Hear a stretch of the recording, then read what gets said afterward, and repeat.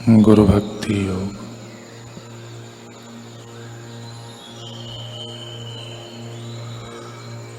शिष्य को गुरु एवं ईश्वर के प्रति सन्निष्ठ भक्ति भाव होना चाहिए।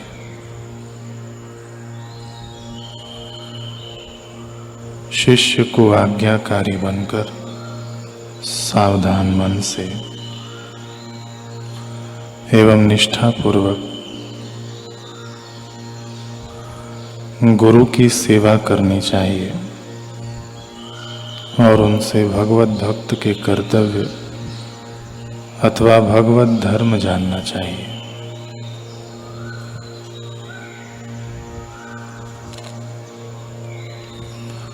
शिष्य को वैराग्य का अभ्यास करना चाहिए और अपने आध्यात्मिक गुरु का सत्संग करना चाहिए।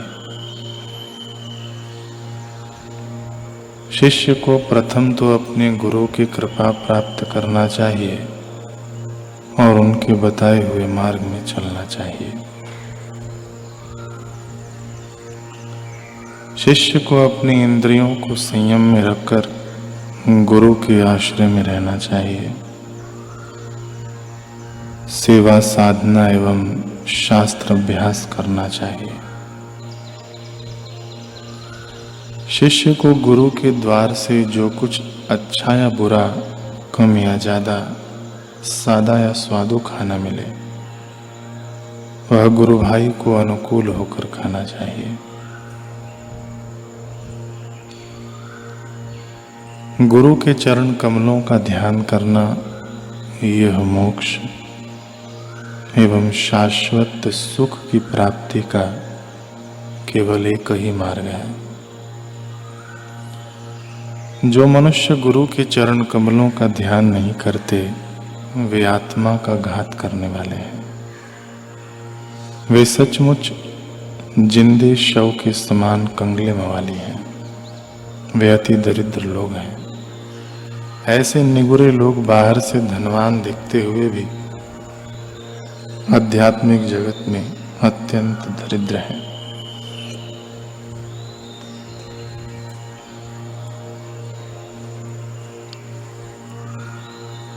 भावार्थ रामायण में आता है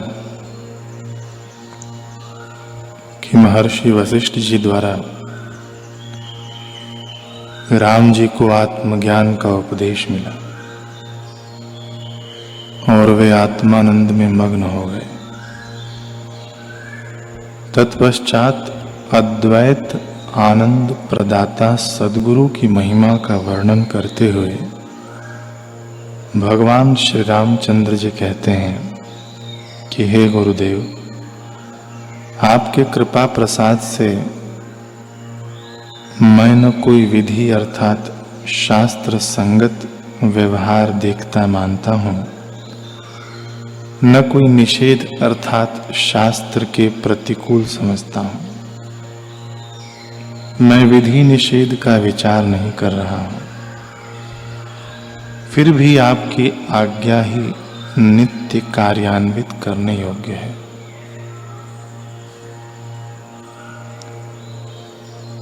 हे सज्जनों, आत्मज्ञान से तथा आत्मज्ञानी गुरु से बढ़कर कुछ भी नहीं है। हे महामुनि वशिष्ठ जी, आपके आदेश का पालन करना ही मेरे लिए प्रताप की बात है। मैं उसके अतिरिक्त किसी बात को विधि या निषेध के रूप में न मन में मानता हूँ न आंखों से देखता हूँ। हे स्वामी, आपके कथन का यानी गुरु आज्ञा का सामर्थ्य ऐसा है कि उसके सामने मेरे लिए कर्म, कार्य तथा कर्तव्य का कोई विचार बिल्कुल शेष नहीं रहा है। अर्थात आपकी आज्ञा ही मेरे लिए सब कुछ है। इसलिए आपका कथन मेरे लिए सब प्रकार से अनुलंघ्य है। उसे किसी भी प्रकार टाला नहीं जा सकता। हे गुरुदेव, आपका जैसा भी आदेश हो वह मेरे लिए प्रयत्न पूर्वक अति विश्वास के साथ सब प्रकार से करने योग्य है। शिष्य अपने सद्गुरु के आदेश का प्राणों के निकल जाने की स्थिति में भी बिल्कुल उल्लंघन न करे। गुरु के आदेश का परिपालन करना ही वेदों, शास्त्रों, स्मृतियों, पुराणों, शिष्य का मुख्य लक्षण बताया गया है। जिस व्यवहार द्वारा गुरु के आदेश का पालन किया जाता है वही व्यवहार विधि युक्त है। गुरु के आदेश का उल्लंघन करना ही घोर महापाप है। महापाप के लिए शास्त्रों में प्रायश्चित की व्यवस्था निर्धारित है, परंतु गुरु के आदेश की अवज्ञा करना पूर्ण रूप से वज्र पाप है, जिसका किसी भी प्रायश्चित से दोष निवारण नहीं होता। जिसके अंगूठे पर अर्थात जिसके हाथों किए हुए महापाप हैं,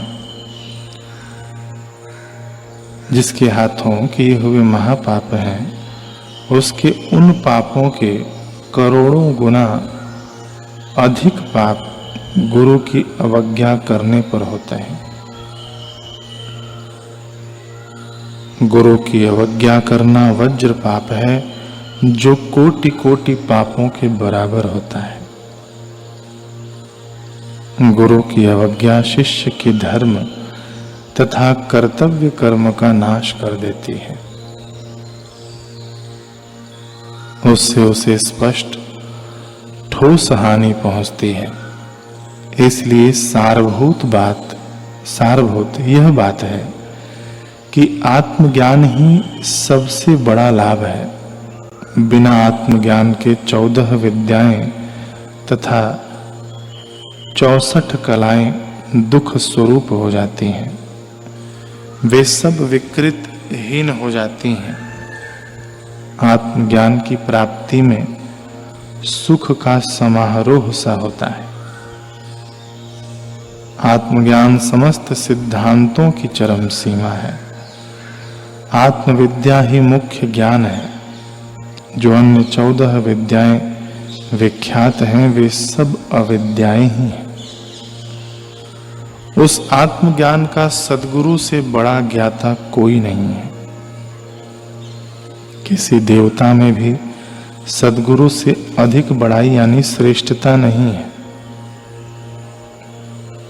समस्त गुणों से परे स्थित मुख्य सद्गुरु ही हैं।